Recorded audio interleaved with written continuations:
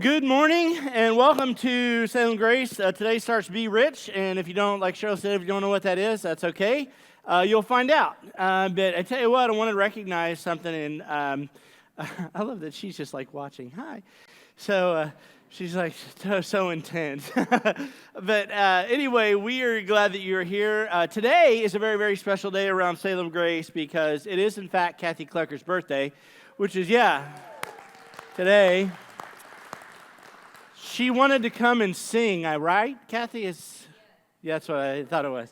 Yeah, I'm going to be in trouble for that later. But if you see Kathy, wish her, she's like the lifeblood of this place. So we just hope she has a great birthday. But we are starting to be rich today, and we just, I love this time of year. Did you know that we only have, there are only 48 days till Christmas? Isn't that incredible? And some of you know that because you have been watching the Hallmark Channel way too much, and you know the story. Some rich businessman from the city, we'll call him Christopher, has car trouble in a little town called Snowflake.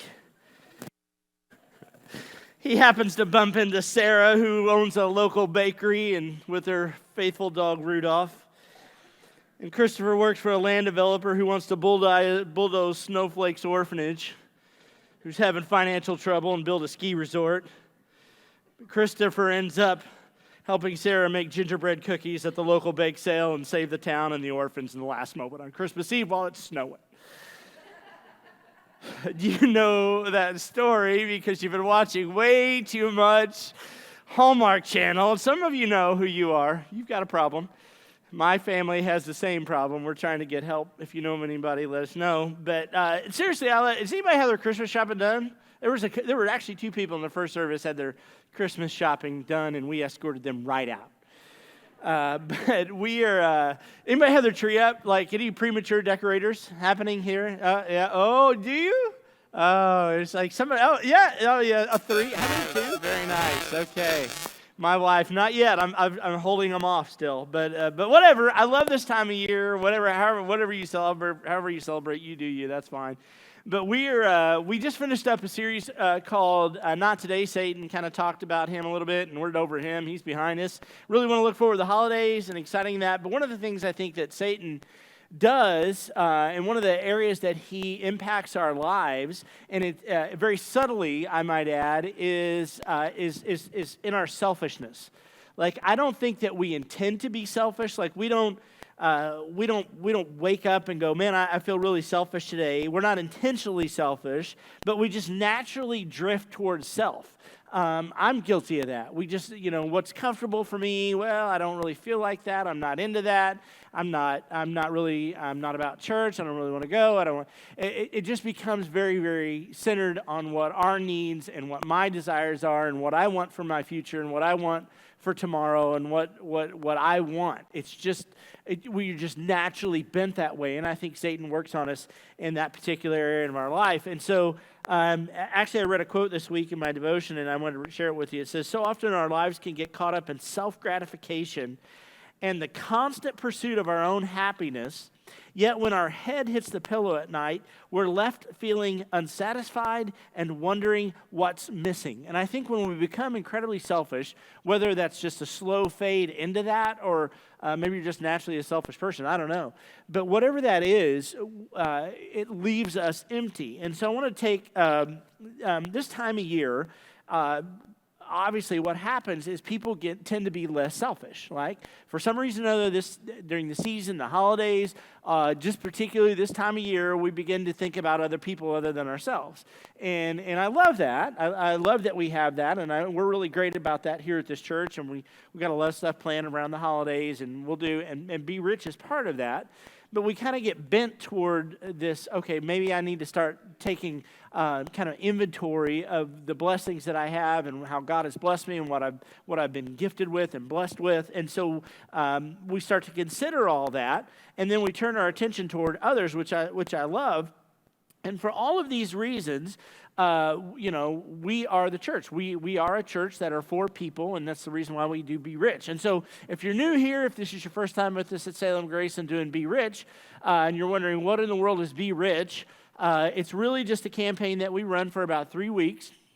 And we'll talk about 3 areas: give, serving, and loving other people. And we believe that that is really based out of, it comes from a passage of Scripture in 1 Timothy chapter 6:18, where Paul told Timothy he tells them in it's 6:18, it says this: tell them to use their money to do good.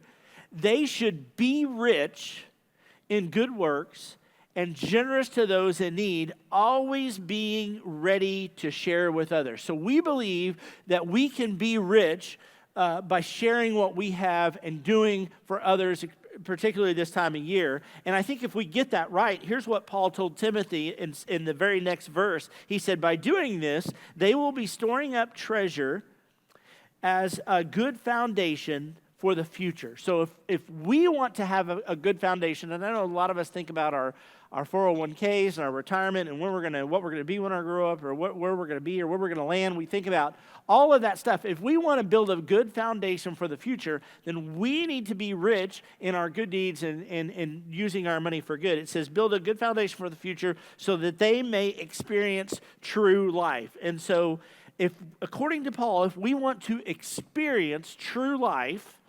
we need to be rich through our giving. So I'm going to talk a little bit about that today. Obviously, we're going to be talking about giving today, and that's always kind of a sensitive subject for a pastor, and I don't talk about it nearly enough. But I'm not going to apologize for it, because it's really what God told us we should be doing, is we should be giving. And so, as I was thinking about this topic and really just where the church is today, it seems that maybe church, in a lot of ways, has become less of a perceived need for people. Have you noticed that? Especially in a post-COVID, mid-COVID, like people are just actually looking at church, especially in person. Now, I know some of you are watching online, and we love that you're here, and we love that you watch online, so don't take this the wrong way. But really, especially for an in-person church experience, it has become less of a perceived need for people. In other words, they look at church and go, well, I don't know, what do I really, and honestly, some of it, I think, comes from a consumeristic point of view. It's like, what do I get out of it? It's almost the selfish point of view, but that's really wasn't the image of what the early church started and how this thing that we do, church, really began. I mean, if you look at the first century church and what started as the church, it was in that period of time that after the death and resurrection of Jesus, there was something attractive about it. And so church has become less and less attractive in a post-mid-COVID environment. And so what was the appeal? The question is, what is it that for churches, what was it when people looked at the church that made it attractive? What was it about a group of people gathering together that people said, hey, I want to be part of that? And so I started thinking about that. And you think about what did that for you. Like, I don't know what did that for you. Maybe it was parents that brought you up into church and said, hey, on Sunday and Wednesday, and 2 times on Sunday and once on Wednesday, and if it's revival, every day of the week, and you're just going to go to church. That's just what we do, and it's been part of who you are. It's a habit. Sometimes you come just out of obligation because you think, well, it's Sunday, and I gotta go to church, right? Because that's just what we do. That's what I've always done. For some of you, that hasn't been the case. Some of you, you came to know Jesus Christ as your personal Savior, and you felt like you wanted to do church with other believers. Maybe some of you brought kids to church, and your kids are like, hey, I kind of like it in the children's program, and so you guys come and sit in here because your kids are having a good time back there with people who are serving and pouring into your kids. I don't know what it is for you. I don't know what that attractional thing was for you to attract you to come to church. And so I wanted to think about that, and I was doing some research on this topic about what makes church attractive. What makes this body of Christ attractive? Like, how can we be attractive to people who don't know Jesus? That somebody from the outside looking in go, man, there's something different about those people. There's something different about that place. There's something different. I kind of want to know what's going on there. And so I was doing some research, and I read a quote by a guy. His name's Helmut Custer. I don't know who he is, but he wrote a cool article that I was reading, and he posed a question, and I love this question. He said, what did Christianity offer its believers? He's talking about in the early church, in the first century. What did Christianity offer its believers that made it worth social estrangement, hostility from neighbors, and possible persecution. Did you ever think about that? Like in that early church, immediately following the death and resurrection of Jesus Christ and the apostles and all these people that were left there as Jesus ascended into heaven, and they started forming these groups of people, these ecclesias, right? They were these gatherings of people that got together, but there was something attractional about that. There was something that people were willing to go, you know what? I want to be a part of that, and I don't even care if they like literally feed us to the lions. You know, I don't know where churches, you know, I don't know where they... I feel like sometimes church, it has to be wrapped around this program, and we've got to have programs for your kids, and we got to have all this stuff going on, and we have to put it on our, you know, were they putting on their social media site, hey, come on Thursday, the Romans are coming, and they're going to feed us to the lions. You know, I don't know what it was, but there was something attractional, and I just believe that attraction was a relationship with Jesus Christ. There was something that was different. Actually, there's some cultural things that you need to understand that probably went into what the church was doing in that first time that I want to apply to us today. In that first century, you have to understand culturally, there was a hierarchy of social status. You were either super wealthy or you were super poor. And if you were at the bottom end of that social structure, that social construct, you were toast. There was no hope for you. You weren't going to get a good job and find a better life. If you were a widow, if you were an orphan, you were at the mercy of people around you. You could not get a job. You could not work. You could not earn money. And there wasn't an existence of some kind of government assistance or any kind of social welfare that we had in that day and time. So basically, in the first century, the church became that outlet for people.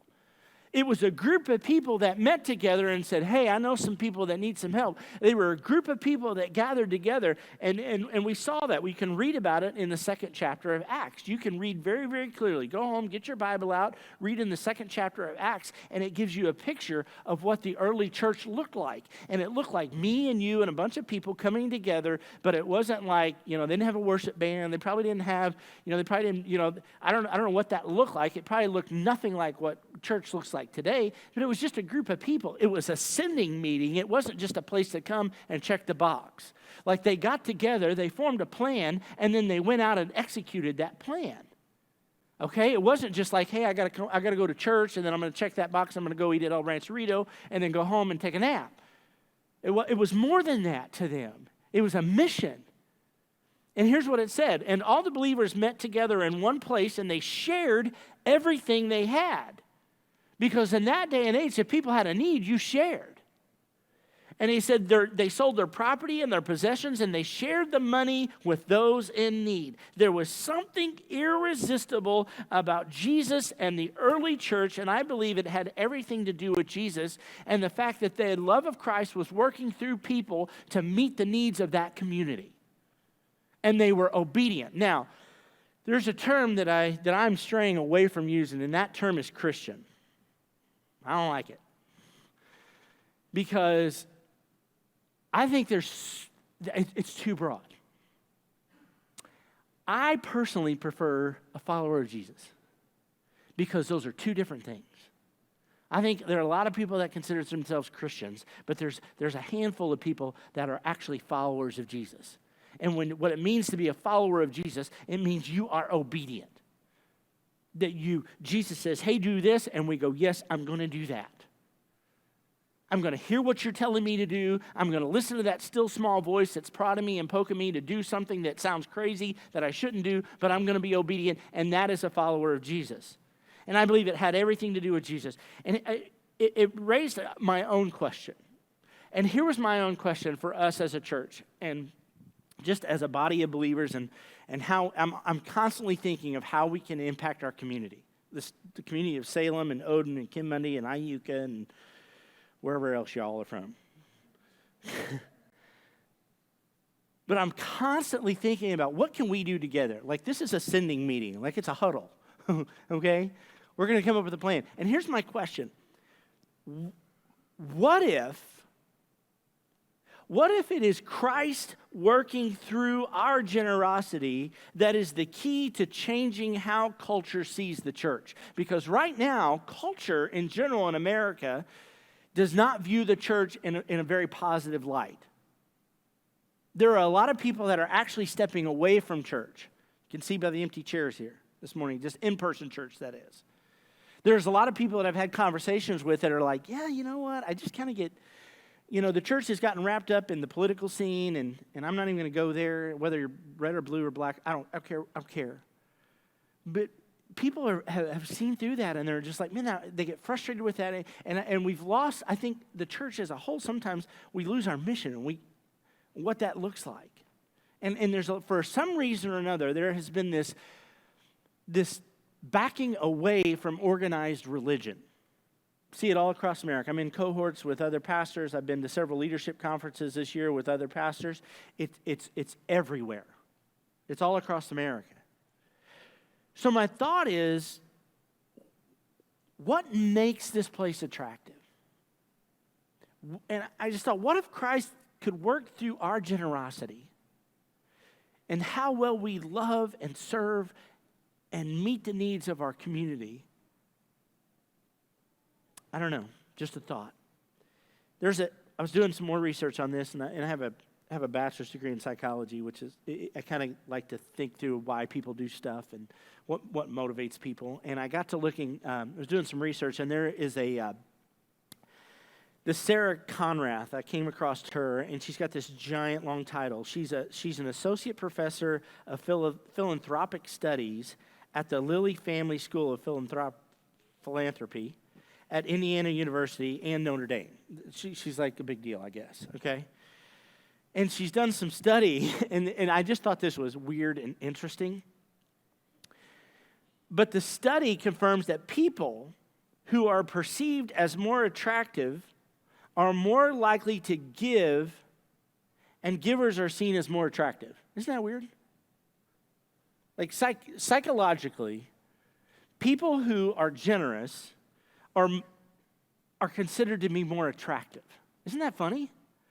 Like the research found that more attractive people are more likely to be givers. Isn't that weird? And givers are rated as more attractive. So my thought is perhaps generosity could be the next beauty trend, maybe, right? Like if you think you're ugly, start giving.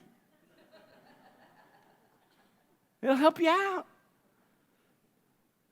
We know that the church in Acts chapter 2, here's what we know about them. They met daily. They were concerned about their neighbors and their community, and they put their money and used it, they pulled their money and used it for good. And here's what Acts says about that church. Acts chapter 2, verse 47. And each day the Lord added to their fellowship those who were being saved. I think through their generosity and through meeting the needs of their community, God used those people in second chapter Acts to give them an opportunity to have a conversation that said, hey, let me tell you about a guy named Jesus that changed my life. And so that's why we do Be Rich. Because giving is basically following. Do you understand that? And more I'm focusing on what it means to be a follower of Jesus Christ. And if I'm going to call myself a follower of Jesus Christ, I personally need to be giving on a consistent, regular basis. It's what His Word has taught us to do. If we want to be like our Father, if we want to follow Jesus, has anybody ever I wanted to be like my dad growing up. Like my dad could fix literally anything. I don't care what it was. And if anybody knew my dad, you knew he was constantly working on stuff. Constantly. Like cars, TVs, VCRs, anything and everything he could get his hands on that people needed fixed, my dad would work on. Air conditioners, he was an electrician, he could wire a house, he was just really, really good at working on stuff. We pulled motors out of, I can remember countless times hanging out with my dad in the garage while he was working on some beater that he traded for a TV for. And all of the stuff we had in our house growing up was stuff that he had either fixed or traded somebody. I remember one time we got a car because he traded a TV that he picked out of the trash and fixed it, and then traded a guy a TV. So we traded a TV for a car, and that was the car that Farron and I had. It was a Dodge Colt. Piece of crap. We painted it every week with spray cans from Walmart. It was cool. You just take it to the car wash and peel it, just peel it off. But he was constantly doing that. Has anybody ever had to hold the flashlight for your dad when he's working on something? Anybody? Anybody had that job? Has anybody ever got that right in their life? No one has ever gotten that right. I mean, he would get so frustrated with Farron and I. We're like, hold the light. And we're like, and it worked good for about 10 minutes. And then we're like, oh, look at that. Oh, look at that. Shining it in his eyes. You're like, he would get so frustrated with us because we couldn't hold the light. No one has ever in the history of mankind held the flashlight where it needed to go. So, but that was us, and we would get distracted. And I think sometimes when we're following Christ, He's like, "Hey, hold the light here," and we do good for a minute, and then we're like, "Oh, vacation," or "Oh, I want to buy that," or Amazon, or whatever it is, and that selfish nature kicks in, and we get distracted by it. So, giving and being generous are two different things. And you cannot, I'm going to say something, this may seem harsh, but you cannot call yourself a follower of Christ if you are not giving. Period. On a consistent basis. Regular and consistent. Tithing, your tithe and offering, what we're talking about here is an offering with Be Rich. I'm going to get to it. But I want to tell you a story, and here's how I know that's to be true. And there's blessing in it. It's not because the church needs your money. I'm telling you. Takes us all doing this together, but here's the thing. God has blessed this church. We are a blessed church. We are debt-free. We're able to do ministry freely. This is an incredibly generous church, but you cannot call yourself a follower of Christ if you are not giving consistently. I want to tell you a story, and Paul tells a story to the Corinthians. And in 2 Corinthians chapter 8, there's a story that Paul tells to the church that's in Corinth. So he's writing a letter to a church in Corinth, and he's talking to these Corinthians, but he's telling them a story about a different church. And the church that he tells them the story about is in Macedonia. And so he's telling this story to the Corinthians about what happened in Macedonia with their giving. And so I want to jump into it. 2 Corinthians chapter 8, verse 1. Now, I want you to know, he's talking to the Corinthians, dear brothers and sisters, what God in His kindness has done through churches in Macedonia. He didn't say what the churches did in Macedonia. He said what God has done through the churches. In other words, God has worked through a group of churches in Macedonia, and I'm going to tell you what He's done. Here's what He's done. Verse 2. They are being tested by many troubles. The churches in Macedonia not having a good go. And he adds this, and they are very poor. He just tacks that onto the end of that first sentence. Cheryl and I follow this little girl on TikTok. Her name's Abby, and like her parents interact with her, and she's a really flamboyant child. You ever seen? You know Abby? So many people know Abby. But there's this one scene where, and they film this stuff and put it on social media, and it's always this parent having an interaction with their daughter, Abby. And Abby is a talker, and she's just this flamboyant child. And so they had a store set up in Abby's bedroom, and she was selling some of her toys to her dad. And he was having this, and she priced a toy, and he's like, wow, that looks, those toys, I'm surprised that it's that price. That seems really cheap. I figured those toys would be worth more. And she looks at him and says, well, they are, but you look like you're poor. So it's just kind of funny. So we always say that. You look like you're poor, and I don't want to charge you up. That was the church at Macedonia. They looked like they were poor, and they were. They were having a tough go of it. He said, but they are also filled with abundant joy, which has overflowed in rich generosity. In other words, they were having a tough time. They didn't have a lot of money, but they were joyful.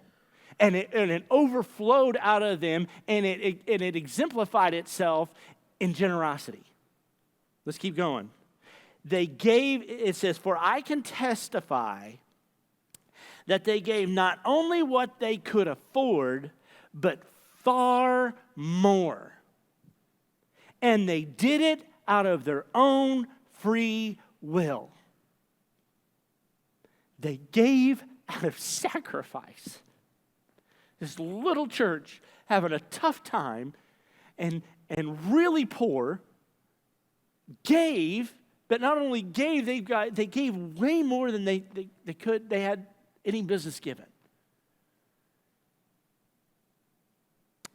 And furthermore, next verse, they begged us, this is Paul talking to the Corinthians, they begged Paul again and again for the privilege of sharing in the gift. Because when you give, it is exactly that. It is a gift. It is a privilege. It's an opportunity for you to reap a blessing.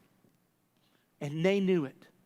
This little church that was under trouble and were poor, they understood the value of giving out of a generous heart. They begged us again and again for the privilege of sharing in the gift for the believers in Jerusalem. The church in Macedonia was impoverished, and no one, listen, when Paul was talking to them about, hey, helping the ministry, no one would have been surprised if their response would have been, hey, you know what? We would love to help. We really would, but man, we're poor. We just can't afford it. I mean, I would love to help, but I just can't do it. It's not what they did. They gave out a sacrifice. Sometimes it hurts to give. Sometimes it's like, ooh, I don't know. It's a little scary. Instead, they begged for the opportunity to take part in the relief effort. Why would they do that? Because they knew something. They knew beyond a shadow of a doubt that God would meet their need. Verse 5, they even did more than they had hoped, for their first action was to give themselves to the Lord and to us, just as God wanted them to do. And that's interesting that he would say that just as God wanted them to do, because you would think if God was looking out and he saw this little poor church, he would say, hey, listen, I know y'all are having a tough time. It's okay. You get a pass. Don't worry about giving. I'm God. I got plenty. He doesn't do that. He wants them to give. He wanted them to give, even though they were poor, clearly. They didn't have the means. Because you want to be a follower of Jesus Christ, you need to be giving.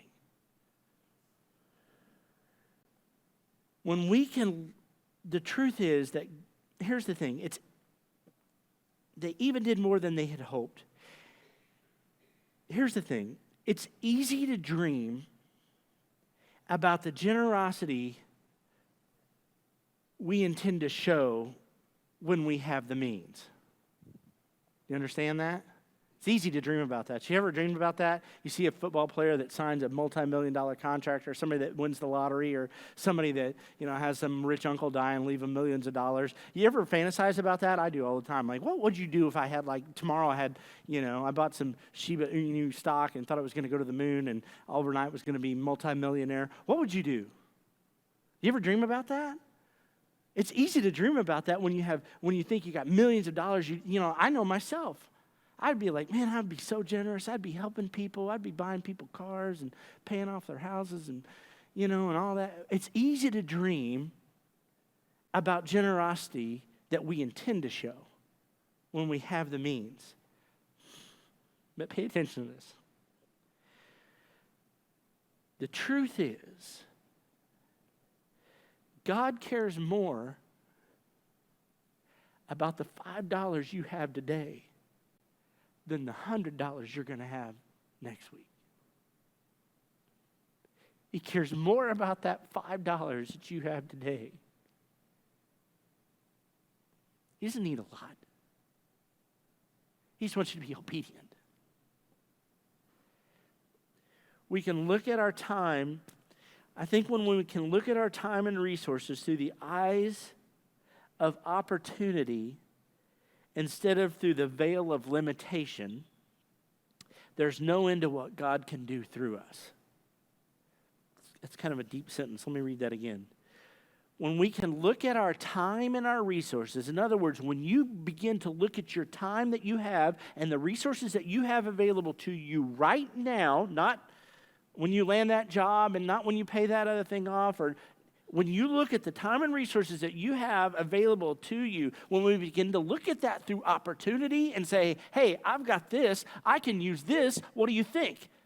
And when we begin to look at that through opportunity versus through this mindset of scarcity, Greg Rochelle says there's two things. We can have a mindset of scarcity, which means, hey, there's never going to be enough. I don't ever have enough. I don't ever have enough. I got to put back more. When I get this much saved, then I'll be able to do this. Or when I get, or we can live through the mindset of a God cycle, which says there's always enough. There's always going to be enough. I always have enough. God is going to meet my needs. There's always going to be enough. It changes our generosity. And I got to be honest, I'm not a terribly generous person. Honestly, I'm not. I want to be, and I work at it, but it doesn't come natural for me. And I'm embarrassed to say that, but it's true. I think because I grew up, I didn't have a lot growing up, and I've always had this mindset of I got to keep this stuff. I got to get, I got to plan for the future. I got to plan for my kids. I got to be able to pay. Here's the thing. We learn generosity through obedience. And too often, we want to feel generous before we act generous. In other words, we want to feel like we've got enough, then we can be generous, right? But true Christian or follower of Jesus generosity is acting in obedience. And as we behave generously, we find that those feelings will follow. So here's the thing. We're starting Be Rich today. And so what we do at Be Rich is I lay a challenge down for everybody, and it's really just about participation. But we're going to raise some money between now and the end of this month. For the next 3 weeks, we're going to be giving you an opportunity to give your money, and I have a dollar figure. But we'll take every single red cent of this money that we raise for Be Rich, and we will give every last dime of it away. None of it's going to go into our coffers. We don't pay the light bill with it. We don't buy stuff with it. Every single penny of that goes back into our community. And so last year, this time, 2020 is a rough year, we raised $15,064.34. And God used every penny of it. We blessed 9 foster families together. We bought tacos and for medical professionals and teachers last year. That's fun. Just a good time. We supported 5 different non-for-profit organizations that are doing work in and through our community, and we want to partner with them. It's not a competition. We just want to say, hey, keep doing what you're doing. Here's some money. We purchased hams for our food pantry. We funded our bread and fish accounts, which helps people throughout the year. And then we did some random act of kindness. We did the Salem Foundation that helps people with utilities and rent and transients in our community and in and around our community. So I'm not saying all that to pat ourselves on the back, but that's just where that money's going. I wanted you to know where that goes. And so this year, we're going to do the same thing. And the goal is to have a 100% participation. And I'm going to challenge you with a dollar amount. We're going to challenge you with $39.95. Why $39.95? Just because it's weird and you remember it.